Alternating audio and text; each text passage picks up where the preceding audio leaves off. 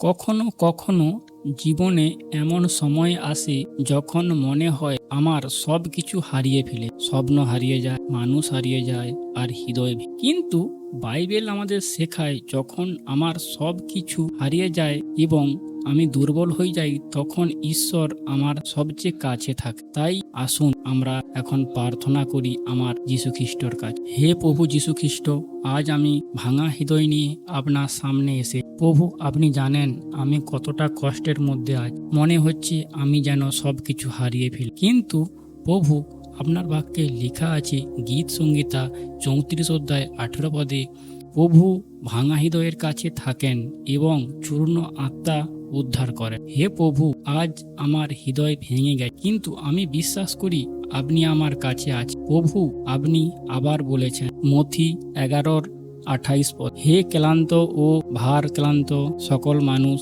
তোমরা আমার কাছে এসো, আমি তোমাদের বিশ্রাম দেব। হে প্রভু যিশু, আজ আমি আপনার কাছেই এসে আমার ক্লান্তি হৃদয়কে শান্তি দিন। প্রভু আপনার বাক্যে আবার লেখা আছে গীত সংহিতা 147 পদ 3 অধ্যায়, তিনি ভাঙা হৃদয়কে আরোগ্য করেন এবং তাদের ক্ষত বেঁধে দেন। হে প্রভু, আমার হৃদয়ে ক্ষতগুলো আপনি স্পর্শ করুন, আমার দুঃখে আপনার শান্তিতে ভরে দিন।